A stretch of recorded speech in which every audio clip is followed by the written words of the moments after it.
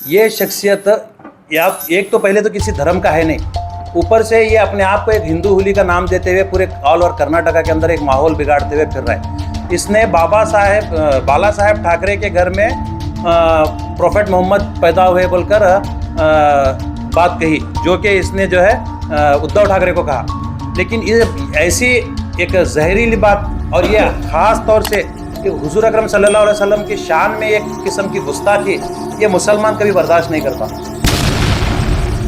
पहले तो मैं कहना चाहता हूँ, जिस कदर इन्होंने ये बात कही कि इस्लाम बरू की तो मदल नम देवर इधर, तुझे सही से किसी भी किस्म का हिस्ट्री का नॉलेज नहीं है। पूरा स्पीच में अगर आप देखेंगे तो शुरुआत ही मुसलमानों के नाम से की है। इससे साफ नजर आता है कि तेरा कोई धर्म नहीं है और तेरे धर्म में, तेरे अपने जाति धर्म के अंदर, तेरे धर्म में तेरे लिए मुसलमान ही भगवान है। क्योंकि अपने भाषण में जब कोई नाम लेता है कोई भी मजहब का आदमी, तो पहले अपने भगवान का नाम लेता है। लेकिन ये हमारे शहर का एमएलए एक ऐसा शख्स है जो अपने स्पीच के अंदर शुरुआत में ही मुसलमान का नाम लेकर ये शुरू करता है। या तो ये मुसलमान इसका भगवान है या तो फिर इसका डीएनए टेस्ट कराना पड़ेगा। हमारे कर्नाटका के अंदर जो कांग्रेस पार्टी आज सत्ता में है, इसके खिलाफ भी एक अपशब्द मैं कहना चाहता हूँ खुली तौर पर मीडिया के सामने। ये कर्नाटका के लीडर्स को, इवन सीएम सिद्धरामैया साहब को, इन्होंने इस शख्स ने सुड़ी मत कर बोल के एक अल्फाज इस्तेमाल किया। मैं खास तौर से मुसलमान कम्युनिटी से कहना चाहता हूं, अगर खामोश रहेंगे तो ये शख्स बहुत आगे बढ़ेगा। पहले इसने टीपू सुल्तान रहमतुल्लाह अलैह पर वार किया, फिर इसके बाद इसने औरंगजेब रहमतुल्लाह अलैह पर वार किया। इनके साथ इन्होंने बदजबानी की, इनके वजूद को इन्होंने ललकारा, इनके जो है एक हुकूमत को जो है इन्होंने गलत साबित किया। इसके बाद अब सीधा सीधा प्रोफेट मोहम्मद सल्लल्लाहु अलैहि वसल्लम का नाम ले रहा है। ये एक हल्की ज़बान, ये हल्की ज़बान इतने पाक नाम को लेते हुए ये जेब नहीं देती। मैं मुसलमानों से कहना चाहता हूं और पुलिस डिपार्टमेंट से कहना चाहता हूं कि पहले तो पुलिस डिपार्टमेंट अपनी जिम्मेदारी निभाए, दूसरा मुसलमान नौजवान अगर खामोश रहेंगे, ऐसे एमएलए के भाषण को अगर सुनकर इग्नोर करते रहेंगे तो ये शख्स हो सकता है इससे भी आगे बढ़े।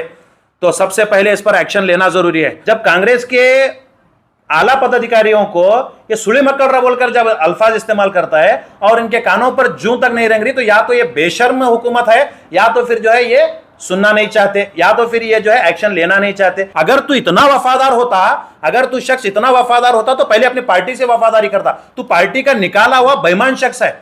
मैं 2028 में मैं सीएम अगर बनूंगा तो मैं बुलडोजर लाऊंगा। मैं इससे कहना चाहता हूं, अरे बुलडोजर वाली बात कहते ही दूसरे दिन तुझे जो है तेरे पार्टी से निकाला गया है। कहां है वो 1000 बुलडोजर?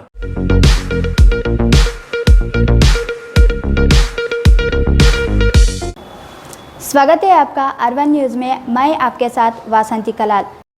जैसा कि अभी हमारे सिटी प्रेसिडेंट उमर पठान साहब ने आपके सामने एक बात रखी कि आज के ख़ास मकसद क्या है प्रेस कॉन्फ्रेंस करने का बोलकर है। जिस कदर आप सभी जानते हैं कि हमारे शहर का एक एमएलए जो कि अपने आप को एक बहुत बड़ा एक लीडर समझता है, ऐसी शख्सियत आज बड़े अफसोस के साथ हमें कहना पड़ रहा है कि ये शख्सियत या एक तो पहले तो किसी धर्म का है नहीं, ऊपर से ये अपने आप को एक हिंदू हुली का नाम देते हुए पूरे ऑल ओवर कर्नाटका के अंदर एक माहौल बिगाड़ते हुए फिर रहा है। जिस कदर पिछले इतवार के दिन रामनवमी के अवसर पर इस शख्स को हुबली के अंदर इनवाइट किया गया था स्पीच के लिए, तो वैसे मौके पर ये जाकर वहाँ पर मुसलमानों के और खिलाफ बात किया। और साथ ही साथ सबसे बड़ी बात मैं आप लोगों के सामने कहना चाहता हूँ, इसने बाला साहेब ठाकरे के घर में प्रोफेट मोहम्मद पैदा हुए बोलकर बात कही, जो कि इसने जो है उद्धव ठाकरे को कहा। लेकिन ये ऐसी एक जहरीली बात और ये ख़ास तौर से एक हुजूर अकरम सल्लल्लाहु अलैहि वसल्लम की शान में एक किस्म की गुस्ताखी ये मुसलमान कभी बर्दाश्त नहीं करता। आए दिन ये शख्स बीजापुर के माहौल को बिगाड़ते हुए इस वक्त अभी ये कर्नाटक के अंदर अपने पैर फैला रहा है। पहले तो मैं कहना चाहता हूँ, जिस कदर इन्होंने ये बात कही कि इस्लाम बरू की तो मदल नम देवर इधर, तुझे सही से किसी भी किस्म का हिस्ट्री का नॉलेज नहीं है। जिस कदर तेरे बात करने का अंदाज जो तूने बताया है, उससे ये बात साफ नजर आती है कि तुझे किसी भी किस्म का नॉलेज नहीं है। जबकि तुझे वहां पर बुलाया किस लिए गया था, मकसद क्या था? रामनवमी अवसर पर तुझे बुलाया गया था। मैं उस बेशर्म शख्स को मैं वाहिद अल्फाज से बात करना मुनासिब समझूंगा, क्योंकि रामनवमी अवसर पर जब तुझे बुलाया गया है तो वहां बात किस चीज़ की करना है कि ये अवसर होता किस वास्ते है? ये भगवान राम कृष्ण के जन्म का अवसर है। इसके अवसर पर अगर तू भगवान राम कृष्ण की तालीमात पर बात करता, उनके जो है लिटरेचर्स को एक्सपोज करता या फिर लोगों के सामने शाया करता, तो बात समझ में आती। वहां पर तूने जाकर शुरुआत ही मुसलमान के नाम से की है। पूरा स्पीच में अगर आप देखेंगे तो शुरुआत ही मुसलमानों के नाम से की है। इससे साफ नजर आता है कि तेरा कोई धर्म नहीं है, और तेरे धर्म में, तेरे अपने जाति धर्म के अंदर, तेरे धर्म में तेरे लिए मुसलमान ही भगवान है। क्योंकि अपने भाषण में जब कोई नाम लेता है कोई भी मजहब का आदमी, तो पहले अपने भगवान का नाम लेता है। लेकिन ये हमारे शहर का एमएलए एक ऐसा शख्स है जो अपने स्पीच के अंदर शुरुआत में ही मुसलमान का नाम लेकर ये शुरू करता है। या तो ये मुसलमान इसका भगवान है, या तो फिर इसका डीएनए टेस्ट कराना पड़ेगा। क्योंकि ये मुल्क भर के अंदर ऐसे कई कुत्ते जो है भोंकते हैं मुसलमानों के खिलाफ। एक हमारे बीजापुर की मिसाल है, दूसरा वो हैदराबाद की मिसाल है। वो भी वहां से जो है मुसलमान हिंदुओं का जो है अपने आप को शेर बताते हुए जो है कुत्तों की तरह घुर्राता है, और यहाँ का एमएलए भी जो है अपने आप को शेर बताते हुए जो है बात करता है। मैं समझता हूँ ये दोनों सही, इन दोनों को अगर किसी से प्रॉब्लम है तो इनको मुसलमानों से प्रॉब्लम है। वो मुझे लगता है इनको इसकी शिकायत है कि पहले तो इनका डीएनए टेस्ट कराना जरूरी है। क्योंकि इस कदर की नाराजगी मुसलमानों से, मतलब उस शख्स को जो हैदराबाद में मुसलमानों के खिलाफ बोलता है, उसे नवाब या फिर निजाम के जानिब से उसका हक नहीं मिला शायद, और यहां पर इस एमएलए को आदिल शाह की जानिब से इसका हक नहीं मिला, ऐसा लगता है। इसलिए ये अपनी नाराजगी को मुसलमानों पर जो है जाहिर करते हुए नजर आते हैं। मैं कहना चाहता हूं कि इस कदर कल खड़े होकर जिस तरह से इसने बे इंतहा मुसलमानों के खिलाफ जहर उगला, साथ ही साथ हमारे कर्नाटका के अंदर जो कांग्रेस पार्टी आज सत्ता में है, इसके खिलाफ भी एक अपशब्द मैं कहना चाहता हूं खुली तौर पर मीडिया के सामने। ये कर्नाटका के लीडर्स को, इवन सीएम सिद्धरामैया साहब को, इन्होंने, इस शख्स ने सुड़ी मक्कड़ बोल के एक अल्फाज इस्तेमाल किया। और इसके बावजूद भी, ये न्यूज इतना वायरल होने के बावजूद भी, ना इस पर किसी किस्म का सो मोटो लिया गया है, ना इस पर किसी किस्म का एक्शन लिया गया है, ना इस पर किसी किस्म का एफआईआर किया गया है, और ना तो कर्नाटका हुकूमत जो है इस पर किसी किस्म की कड़ी कार्रवाई करने की बात कर रही है। सारे के सारे कांग्रेसी लीडर खामोश हैं। आज कर्नाटका के अंदर कांग्रेस की हुकूमत है, और इसके बावजूद अपोजिशन में जो बीजेपी कहलाती है, वो पार्टी का भी अभी लीडर नहीं रहा, ये एक इंडिपेंडेंट शख्स है। इसके बावजूद भी तुम कर्नाटका के हमारे लीडर्स को अगर इस पर एक्शन लेने में प्रॉब्लम महसूस हो रही है, तो मैं समझता हूं कि पूरी अवाम समझती है कि ये इन दोनों की रणनीति है। कि एक जो कहा जाता है ना, तू समझे सर का कर, मैं, तू डरे सर का कर, मैं समझे सर का कर। तो ये मामला मुसलमानों के साथ कांग्रेस और बीजेपी के जानिब से पेश आ रहे हैं। मैं खास तौर से कहना चाहता हूं कि पिछले दिनों में एक ईद के दिन हमारे पार्टी के कैडर के जानिब से, पार्टी के डिस्ट्रिक्ट वाइस प्रेसिडेंट की जानिब से एक सिर्फ प्ले कार्ड शाया किया गया, तो उस पर एफआईआर करके अरेस्ट किया गया, जबकि वहां पर एक साइलेंट प्रोटेस्ट था। ये मैं हुबली के एसपी से मैं पूछना चाहता हूं कि कानून एक साधारण व्यक्ति को अलग है और एमएलए को अलग है क्या? क्या आपने बाबा साहेब अंबेडकर की संविधान को ठीक से नहीं पढ़ा, या फिर आप वर्दी की आड़ में दलाली कर रहे हैं? आप वर्दी की आड़ में दलाली कर रहे हैं। ऐसा नहीं है कि कल के होने वाले भाषण आपके सामने नहीं आए या फिर आप उससे गाफिल है, ऐसा नहीं है। एसपी साहब से मैं कहना चाहता हूं खुले अल्फाज में कि यहां पर आप वर्दी की आड़ में पॉलिटिशियंस की दलाली कर रहे हैं, इसलिए आप जो है ये शख्स पर अभी तक एफआईआर नहीं किए। जबकि वहीं पर एक इनोसेंट शख्स जो कि सिर्फ और सिर्फ साइलेंट प्रोटेस्ट कर रहा था, वैसे शख्स पर एफआईआर करके आप लोगों ने अरेस्ट किया था। तो इसमें जरूरी है कि आपका सो मोटो केस लेना जरूरी है। अगर आप सो मोटो नहीं ले सकते, अगर आप में उतनी ताकत नहीं है, अगर आप में उतनी सलाहियत नहीं है, या फिर आपके अंदर जो है पॉलिटिशियंस का खौफ तारी है, तो हम कंप्लेंट देने के लिए तैयार हैं। हुबली से हमारे अपने पार्टी के जिम्मेदारान जो है वहां पर एफआईआर कराने की कोशिश कर रहे हैं, उस कंप्लेंट लिखे हुए हैं, और हम उसके लिए उसके एमएलए के अगेंस्ट में कंप्लेंट देने के तैयार हैं। आप एफआईआर फाइल कीजिए। और रही बात, खास तौर से मैं पुलिस डिपार्टमेंट से अगर कहना चाहता हूं, पुलिस डिपार्टमेंट अगर लॉ एंड ऑर्डर को अगर मेंटेन करता है, पुलिस डिपार्टमेंट अगर लॉ एंड ऑर्डर को मेंटेन करता है, तो इस किस्म के हालात ही नहीं पैदा होते।